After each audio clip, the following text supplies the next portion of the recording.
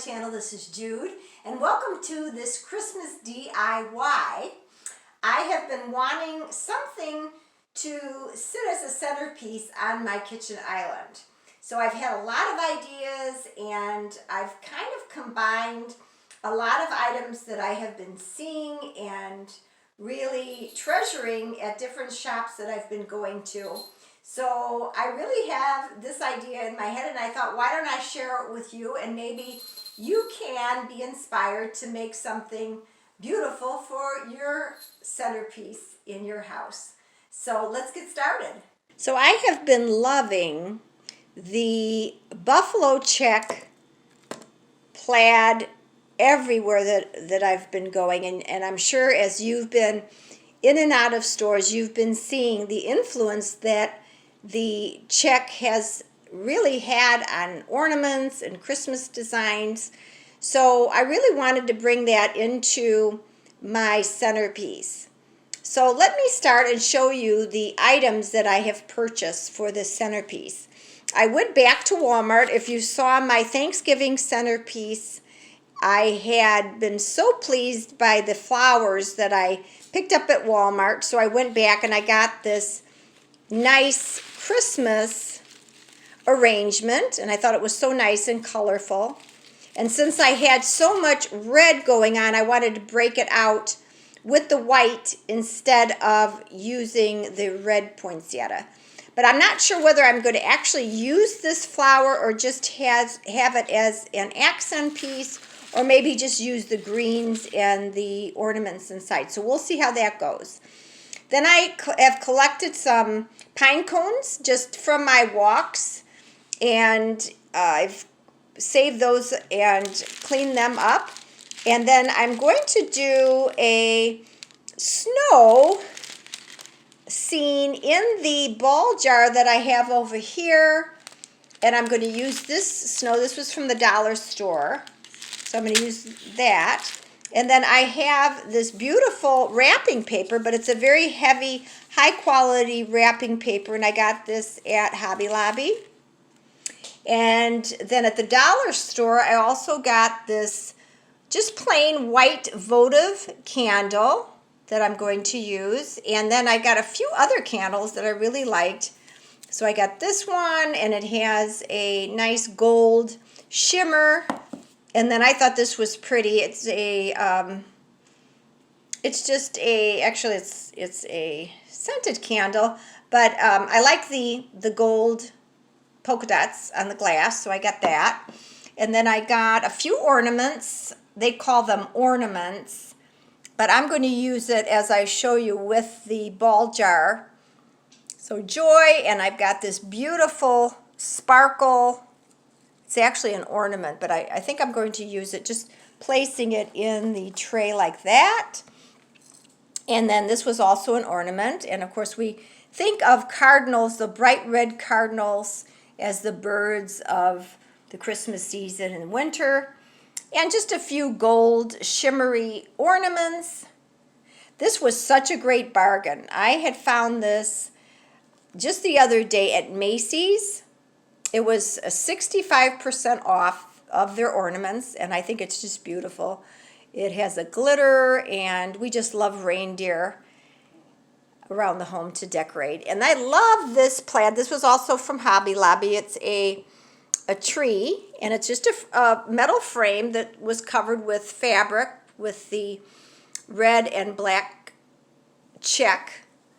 And the ball jar I got from Goodwill, so that was very inexpensive. And of course my glue gun is plugged in and hot. And then this was the item that I was really looking for in all of the different shops, and actually found it at Goodwill.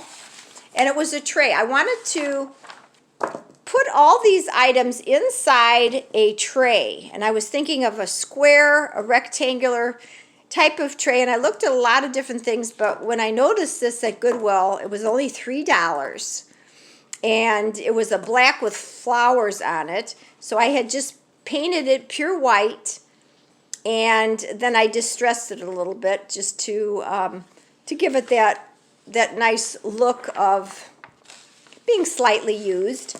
And then what I did was I measured the inside of the tray.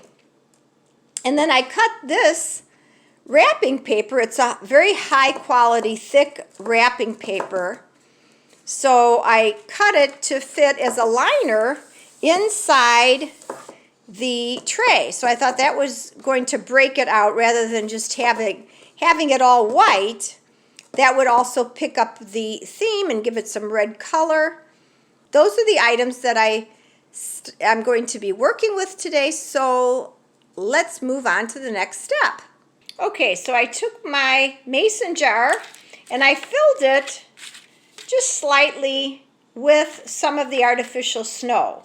Okay, now as I was working with these pine cones, just to let you know, depending on the shape of your jar, they weren't fitting into the glass as well as these. So if you can probably find a longer pine cone, a thinner, longer pine cone like this, I find now that this works a lot better to go into your jar because you can really push it down, and I think it fills up the container a lot better.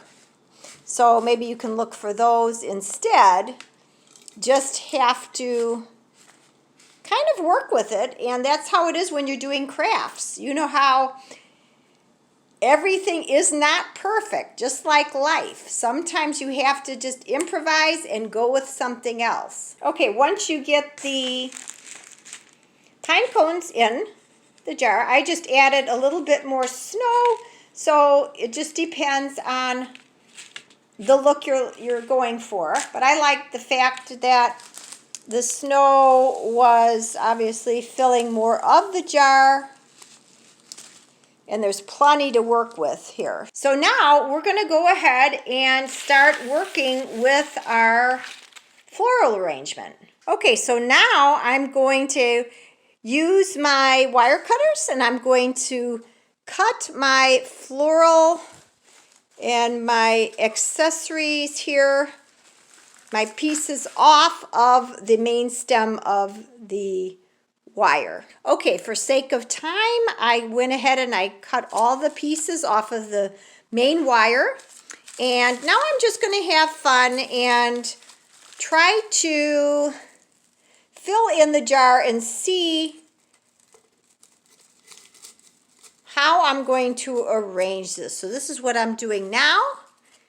And you know how it is. It's a step-by-step process where you're adding something and then you're taking something away and stepping back and looking at it. So this is the fun part and the creative part. Okay, so I'm really liking how it looks. As you can see, I used all the pieces except for the flowers. I just felt that they were actually too big for the jar, but I think it's more than enough to fill the jar, and I really love the combination of these faux evergreens with a little dusting of the snow and the red berries and the ornaments. And then this is very pretty. It's just like the white snow on the evergreen branch. So I really like that. So now what we're going to do is we're going to take the ornament that says joy and we're going to attach it to the jar. So that's the way that will look. So what I'm liking about the way that they made this ornament, you can just untie the twine and then you can either use that, which I do like the effect of the twine, but I wanted it to sit higher on my mason jar. So I'm going to retie it around the top of it, and then I'm going to glue gun it here so it's more visible. Okay, and this is really looking very nice. And if you are doing this as I am for my island, you want to make sure that you turn and look at all of the angles, the back side, the sides, of course, because On an island, you're going to be obviously seeing all of the sides of the arrangement. So you don't want to just make it look beautiful from the front. You want to be able to look all the way around and have it really, really nice for the eye to see all of the sides of the arrangement. But I'm very happy with the way that it's turned out. Okay, so I just took a little bit of Scotch tape and taped down the four corners of the wrapping paper onto the tray, just so that it holds it down a little bit better. I don't really want to adhere this paper to the tray because I'm going to be reusing this for different themes and different centerpieces in the future.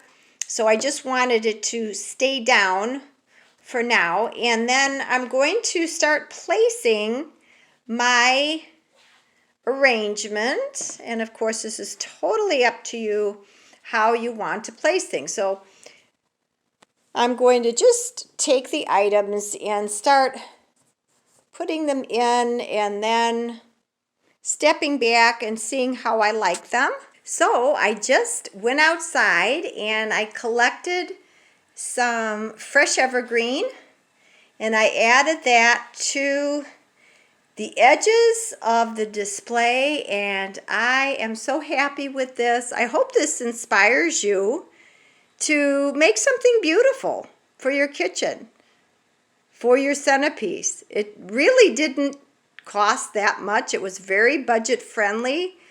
I think all my items maybe totaled about $20. So you can find some really good buys out there, lots of sales. And I lit up the candles so that you can really get that full effect.